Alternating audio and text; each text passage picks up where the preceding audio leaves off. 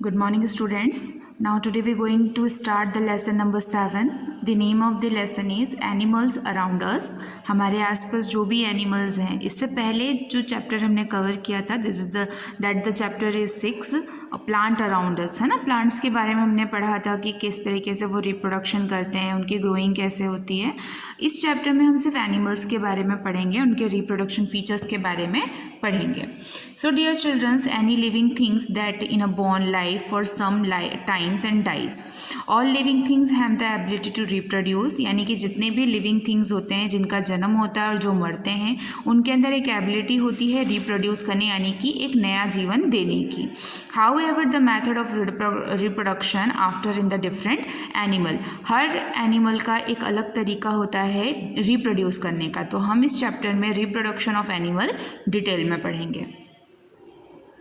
Reproduction in animals. The animals have a certain life span, यानी कि उनकी भी अलग अलग तरीके से एक जीवनचर्या होती है। Once their life span is over they eventually die. जिस तरीके से एक मनुष्य जीवन लेता है उसके बाद उसका मरना होता है, ठीक उसी तरीके से एनिमल्स भी होते हैं, उनका भी जन्म होता है और वो भी एक निर्धारित समय पर मरते हैं। For a species to survive, species means जातियाँ, बहुत से डिफरेंट ऑफ एनिमल्स होते हैं, just like birds, insect, wild animal, domestic animals, है ना। एनिमल में हम सभी को काउंट कर लेते हैं, लेकिन जब हम उनकी प्रजातियाँ देखते हैं तो सब अलग अलग प्रजातियों के होते हैं। It must be replace this dying animal, therefore animals need to reproduce to protect themselves from becoming extinct. The process through which living things reproduce young one like themselves in called reproduction. जब आप अपने ही किसी वंशज को जन्म देते हैं या आप अपनी पीढ़ी को बढ़ते हुए देखते हैं, यानी कि एक मनुष्य से दूसरा कोई मनुष्य या दूसरा कोई जानवर जब खुद से ही रिप्रोड्यूस होता है, जन्म लेता है, उसे हम रिप्रोडक्शन कहते हैं। ये एबिलिटी प्लांट्स में बहुत ही अलग तरीके की होती है, उनके तो by root, by stem reproduction होते हैं, लेकिन बाय बर्थ अगर किसी का रिप्रोडक्शन होता है तो वो सिर्फ ह्यूमन बींग्स और एनिमल्स में ही पॉसिबल है। Animals reproduce their by laying egg. कुछ एनिमल्स अंडे देते हैं और कुछ animals giving birth to young one, और कुछ नए यंग वन को जन्म देते हैं, जैसे कि गाय, भैंस, बिल्लियाँ, कुत्ते, ये देखा होगा आपने ना, उनके यंग वन बेबीज छोटे छोटे से होते हैं, जैसे कि हैन हो गया, डक हुआ, बर्ड्स हुई। ये क्या करते हैं, ये पहले अंडे देते हैं, उन अंडों में से इनके चूजे बाहर निकलते हैं। Depending on how they reproduce, animals are classified to the oviparous and the viviparous. तो अब हम इनके बारे में डिटेल में पढ़ेंगे। ओके, सबसे पहले हम पढ़ेंगे इसमें पहला जो हमारा रिप्रोडक्शन प्रोसेस होता है, जिसको हम कहते हैं oviparous animal. Oviparous animal it means कि animal such as bird, fish और एम्प्लीफियन, यानी कि एक जो जल में रहने वाले होते हैं उनको। Insects, reptiles means just like snake और छिपकली, ये सब आप देखते होंगे ना, ये जो रेंगने वाले कीड़े होते हैं उनको हम रेप्टाइल्स कहते हैं। That lay eggs which hatch into young one are called the egg laying और the oviparous animal. It means, इसका सिंपल सा अगर डेफिनेशन बताऊँ तो एक ओविपेरस एनिमल वो एनिमल्स होते हैं जो कि हमेशा एग ले करते हैं, इट मीन्स अंडे देते हैं, उन अंडों में से बाद में उनके यंग वंस निकलते हैं, वो ओविपेरस एनिमल्स कहलाते हैं। बर्ड्स, इंसेक्ट्स और जो हमारे रेप्टाइल्स होते हैं, फिश होती है, ये सभी अंडे देते हैं। Birds reproduce by laying egg. Each leg is protected by the hard outer covering called shell and white jelly-like substance inside an egg called the albumen. अब आप लोगों ने अंडा तो देखा ही होगा। अंडे कैसे होते हैं, बिल्कुल वाइट कलर के होते हैं, उनका जो बाहर का शेल होता है वो काफ़ी मजबूत होता है, अब जब तक आप उस पर ज़ोर नहीं लगाएंगे वो इतनी जल्दी से फूटता नहीं है। और उसके अंदर क्या होता है, एक जेली लाइक, यानी कि कभी भी आप लोगों ने किसी भी इंसेक्ट के अंडे वगैरह फोड़े होंगे तो देखा होगा कि जब अंडे फूट जाते हैं तो उसमें से एक जेली, यानी कि बिल्कुल पानी की तरह कोई पदार्थ रहता है, वो निकल के टूट जाता है ना। क्योंकि अंडे के अंदर जब एक फिश हो या बर्ड हो अंडा देती है, उसे पर्याप्त 1 हफ्ते का टाइम लगता है उसके अंदर से यंग वंस को बाहर निकलने में। अगर उससे पहले आप वो एग ब्रेक कर देते हैं तो जो यंग वन की लाइफ होती है वो वहीं पर ख़त्म हो जाती है। It provides protection and it resources to protein from the growing baby bird. Insect the albumen towards the center of the egg is yellow substance called yolk. जैसे कि सपोज ये एग है, ये एग का स्ट्रक्चर है, आप यहाँ पर ये येलो सब्सटेंस देख सकते हैं जिसे हम यॉल्क कहते हैं. It content fats, vitamin and minerals. और ये यॉल्क क्या होता है, इसके अंदर बहुत से न्यूट्रिएंट्स होते हैं जस्ट लाइक फैट, विटामिन और मिनरल्स होते हैं, essential for the growth of baby bird. और ये एक न्यू यंग वन बेबी की ग्रोथ के लिए ज़रूरी होता है. जैसे कि ह्यूमन बींग्स के बच्चे जब पैदा होते हैं तो हम उन्हें दूध पिलाते हैं, दाल का पानी पिलाते हैं. क्यों पिलाते हैं? ताकि उनकी जो ग्रोइंग है वो प्रॉपर हो, न्यूट्रिएंट्स भी प्रॉपर मिले. उसी तरीके से अंडे के बीच का ये जो येलो हिस्सा होता है जिसे हम यॉल्क कहते हैं, इसमें सारे प्रोटीन पाए जाते हैं. A yolk has a dark spot known as the embryon, यानी कि इस पे की जो डार्क स्पॉट रहता है बिल्कुल बहुत ही रेड कलर का, उसे हम एम्ब्रॉय कहते हैं. A life cycle is process that reflect the development stage of a living beings. Let us study about the life cycle of chicken, fish, turtle, frog and butterfly. It means ये जो life style है ना, ये इन सभी की है. एक chicken की भी यही लाइफ स्टाइल होती है, फिश की भी, टर्टल की भी और फ्रॉग की भी. सपोज देखो, सबसे पहले अगर कोई एग स्टार्ट होता है तो सबसे पहले उसका प्रोसेस होता है एग में कन्वर्ट होना. ठीक है, अंडा रहता है. अंडे में जब प्रोसेस पूरा कंप्लीट हो जाता है तो वो एक हैचिंग में डेवलप हो जाता है, यानी कि टूटे हुए अंडे से एक चूज़ा निकलता है. इसके बाद वो एक प्रॉपर चिक में कन्वर्ट होता है और फिर ये अडल्ट होके हैन या कॉक, जो भी इसकी प्रजाति है, वो बन जाता है. बटरफ्लाई में भी यही होता है, फिश में भी यही प्रोसेस है. और जितने भी एनिमल्स अपने एग ले करते हैं, यानी कि अंडे देते हैं, उनका यही प्रोसेस होता है. This is the life cycle of chicken. The parents bird feed the protect and the baby bird until it take care of itself. However, the chicken, some birds like a hen start moving and cooking for a food soon after then hatch.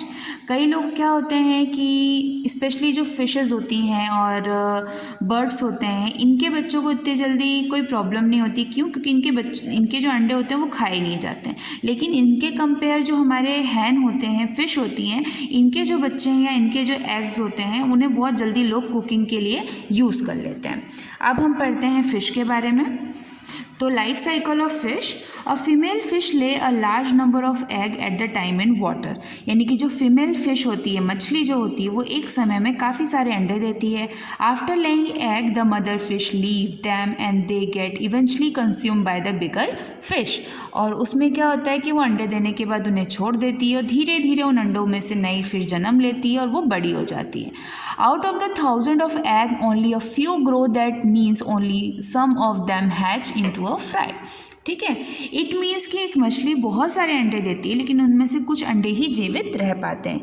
Young fish are the intently called fry. जो नई fish होती है, जिस तरह हम एक proper मछली को मछली यानी कि फ़िश कहते हैं, तो जो छोटे छोटे फ़िश के अंडे होते हैं या जो छोटी छोटी मछलियाँ होती हैं, बिल्कुल यंग वन मछलियाँ, उन्हें हम फ्राई कहते हैं. Fry undergo development change which is the vary from one species to another become the juveniles. यानी कि जो छोटी सी फ्राई होती है, छोटे से बच्चे होते हैं मछली के, बहुत बड़े बड़े होते हैं और बड़े होने के टाइम पे वो किस में कन्वर्ट हो जाते हैं? ज्वेलिन में. ज्वेलिन से कन्वर्ट हो जाते हैं एडल्ट में. जिस तरीके से हमने हैन के बच्चे को चिक कहा था, उसी तरह फिश के बच्चे को जब वो बड़ा होने लगता है उसे ज्वेलिन कहा जाता है. ठीक है, this is the cycle of fish. देखो, सबसे पहले एग होते हैं, एग से वो फ्राई में कन्वर्ट होते हैं, फ्राई से ज्वेलिन में, और उसके बाद ये एडल्ट फिश बन जाते हैं. फिर ये एडल्ट फिश वापस अंडे देती है, फिश फ्राई, फिर ज्वेलिन और फिर एडल्ट. इसको हम बोलते हैं साइकिल ऑफ फिश. नेक्स्ट हम पढ़ते हैं रेप्टाइल्स. रेप्टाइल्स में कौन कौन से एनिमल्स आते हैं? जस्ट लाइक लिजर्ड, टर्टल यानी कि कछुआ, जिसको आपने देखा होगा ना, पानी के अंदर जो कछुआ रहता है उसे हम टर्टल कहते हैं. टर्टल और टॉर्टाइस दोनों अलग चीज़ें हैं, लेकिन दिखता बिल्कुल टर्टल की ही तरह है, टॉर्टाइस की तरह रहता है. स्नेक ले देयर एग, यानी कि जो छिपकली रहती है, कछुए रहते हैं और स्नैक्स रहते हैं, ये भी अंडे देते हैं. In hole in the ground, लेकिन इनके अंडे कहाँ रहते हैं? ज़मीन के अंदर. This egg are protected by the leathering on a hard shell. In turtle the hatching go back to the river and cease to grow into adult. अब देखिए इसका क्या प्रोसेस होता है कि ये जो एग होते हैं, सबसे पहले तो ये अंडरग्राउंड एग देते हैं, ठीक है। जो टर्टल कछुए होते हैं ये ज़मीन के अंदर गड्ढा खोद के अपने जो एग होते हैं वो रखते हैं। इसके बाद जब इनकी हैचिंग मीन जब अंडे में से जो एक एडल्ट है, ये है ना, एक टर्टल, प्रॉपर टर्टल जब अंडे में से बाहर निकलता है तो वो सबसे पहले जाता है पानी के अंदर, और पानी के अंदर ही उनकी जो ग्रोइंग है वो एक प्रॉपर एडल्ट में होती है। इट मीन सबसे पहले एग होता है, एग फूटने के बाद वो छोटे छोटे जो टर्टल्स होते हैं वो यंग टर्टल में कन्वर्ट हो जाते हैं पानी के अंदर। वो बाहर सर्वाइव नहीं कर सकते हैं, बाहर वो तभी तक सर्वाइव कर सकते जब तक वो अंडे के अंदर हो।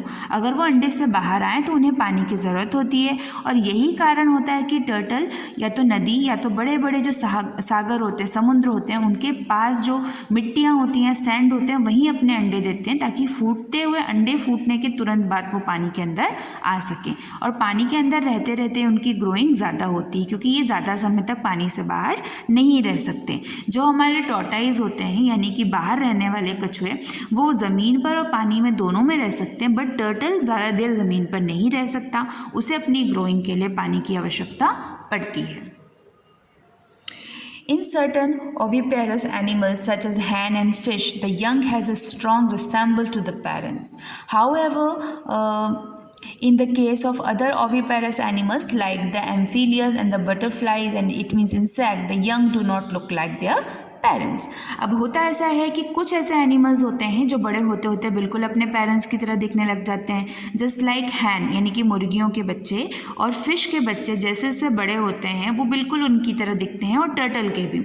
लेकिन जो बटरफ्लाइज होती हैं और फ्रॉग्स होते हैं, इनके बच्चे बिल्कुल इनकी तरह नहीं दिख पाते, यानी कि उतने स्ट्रॉन्ग होने में उन्हें टाइम लगता है।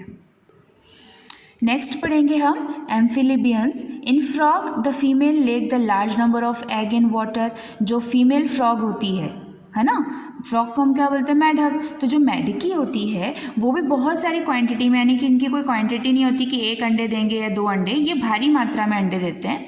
Each egg hatch into the tadpole, और अंडे फूटने के बाद वो टेडपॉल में कन्वर्ट होता है, which has a tail and breathe through the gills. अब कैसे होता है देखिए, ये फ्रॉग है, ठीक है, फ्रॉग ने अंडे दिए, अंडे किस में चेंज हो गए, टेडपॉल में। टेडपॉल एक मछली के आकार की जेली फिश लगती है। इसके बाद ये फ्रॉग टेल में कन्वर्ट होते हैं। फ्रॉग टेल यानी कि जिसका आधा आकार मछली की तरह होता है, आधा आकार मेढक की तरह। फिर जब ये थोड़े और बड़े होते हैं तो ये फ्रॉग टेल से फ्रॉग में कन्वर्ट हो जाते हैं, ठीक है। और ये अपनी सांस लेने के लिए जो इनकी बॉडी के अपर पार्ट्स रहते हैं, गिल्स रहती, छोटे छोटे छेद देखे होंगे आपने मेढक के ऊपर, उन गिल्स का हेल्प ये ब्रीथ करने के लिए लेते हैं।